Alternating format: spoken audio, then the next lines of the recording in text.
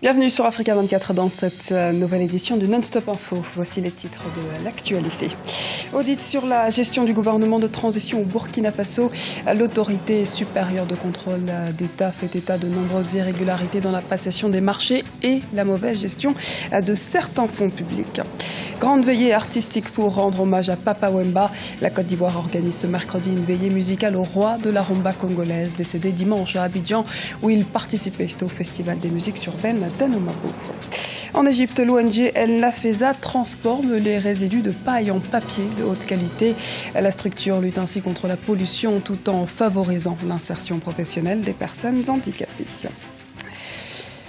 Un an de crise au Burundi. La crise née de la volonté du président Pierre Nkurunziza de briguer un troisième mandat a causé plusieurs centaines de morts, des milliers de disparus et a mis à mal l'économie du pays.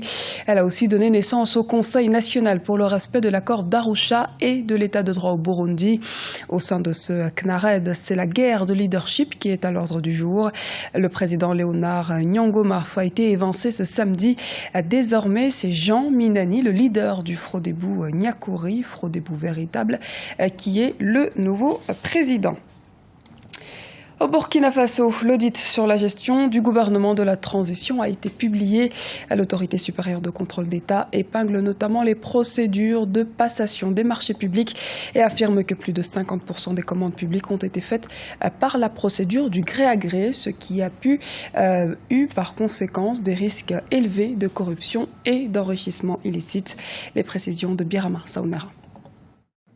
Au Burkina Faso, la gestion de la transition mise en cause. Après la chute de l'ancien président Blaise Compaoré en octobre 2014, le pays a été dirigé par un gouvernement intérimaire jusqu'en décembre 2015.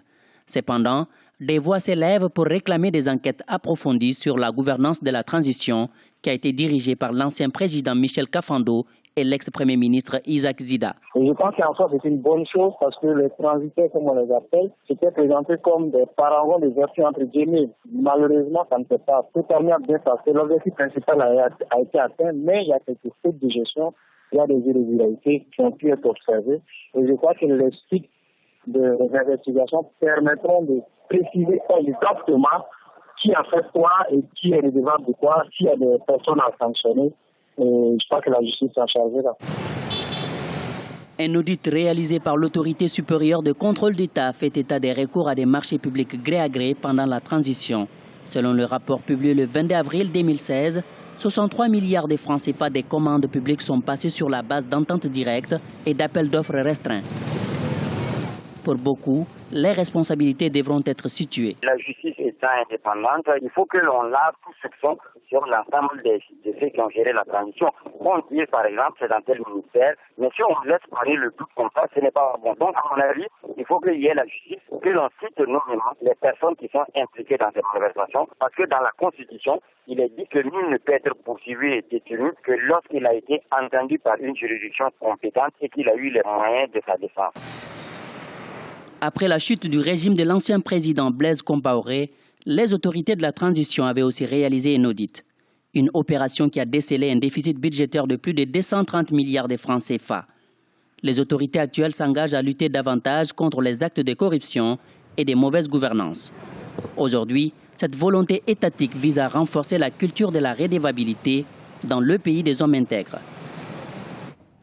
Retour de Riek Machar au Soudan du Sud ce mardi. Le chef rebelle a prêté serment dès son arrivée, reprenant ainsi ses fonctions de vice-président qu'il avait abandonné pour lancer une rébellion il y a maintenant plus de 2 ans. C'est donc une étape cruciale qui a eu lieu, permettant ainsi d'amorcer la paix après 2 ans de guerre civile dans le pays. Le secrétaire général des Nations Unies, Ban Ki-moon, et le Conseil de sécurité ont appelé à la formation rapide du gouvernement d'union nationale. Abidjan rendra hommage à Papa Wemba ce mercredi lors d'une grande veillée artistique avant le rapatriement du corps en République démocratique du Congo, son pays natal. La Côte d'Ivoire va organiser une veillée musicale en mémoire au roi de la rumba, à l'occasion aussi de rappeler toutes les actions entreprises par ce grand artiste en faveur de la musique africaine. Les précisions d'Olivia Yéré-Dobré et Corinne Kandem.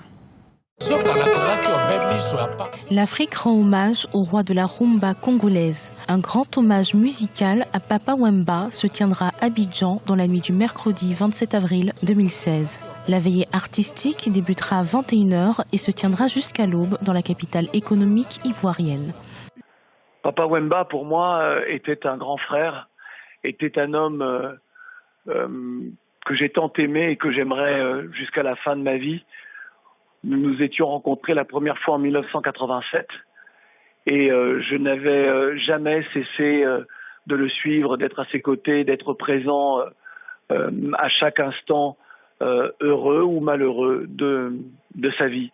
Et cette disparition aussi soudaine que violente change ma vie, c'est-à-dire que la vie ne sera plus la même. Et j'ai le sentiment aussi que c'est une partie de ma jeunesse, de mon histoire, qui s'en vont. De nombreuses personnalités des quatre coins du monde sont attendues à Abidjan, dont une centaine de musiciens qui défileront sur la scène du Festival des musiques urbaines d'Anoumabo pour faire leurs adieux en musique à l'artiste congolais.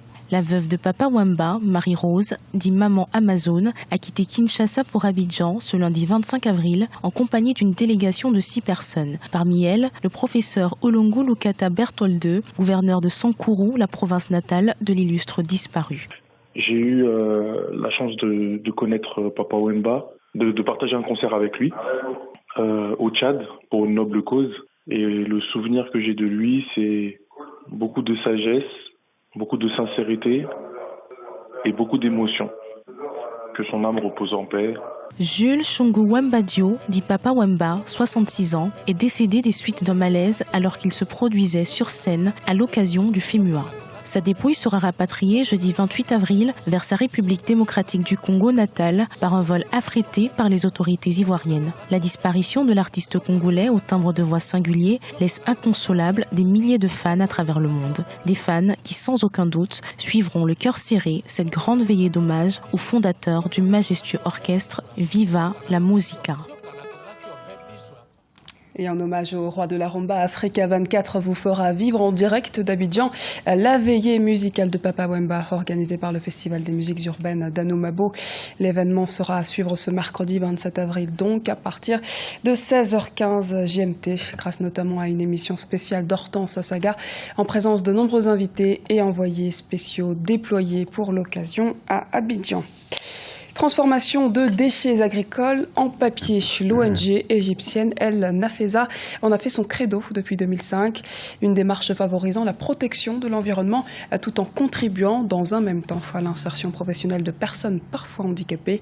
Les précisions d'Oumou Kalsoumba. Lancée en 2005, l'ONG El Nafsa, qui veut dire en langue arabe pour l'art contemporain et le développement et l'innovation, transforme les résidus de paille en papier de haute qualité. Située au Caire, la capitale égyptienne, la structure a pour objectif de lutter contre la pollution. Elle a aussi pour mission de contribuer à l'insertion des personnes handicapées. El Nafsa recrute en effet des sourds-muets. Nous travaillons avec de la paille. Une fois sèche, nous la transformons en papier A3 et A4. Nous avons pour mission de lutter contre la pollution. Parallèlement, nous créons de l'emploi en donnant de la chance aux sourds-muets. El Nafsa a réussi à exporter ses produits en Allemagne et un peu partout en Europe au cours des 6 dernières années. Son plus grand défi consiste à gagner le marché africain. El Nafsa a pu conquérir le marché international. Nous exportons nos produits un peu partout en Europe. J'avoue que notre défi reste de nous implanter en Afrique et avoir des succursales partout. L'ONG El Nafsa organise régulièrement des ateliers pour les jeunes sourds-muets, notamment les filles. Les experts suggèrent une meilleure prise en charge de ces personnes. Ils demandent aux autorités de mettre sur pied des centres de formation et d'encadrement pour faciliter leur insertion sociale et professionnelle. C'était le journal de la rédaction. Merci de nous avoir suivis. Retrouvez dans un instant une nouvelle édition de l'actualité sur Africa 24.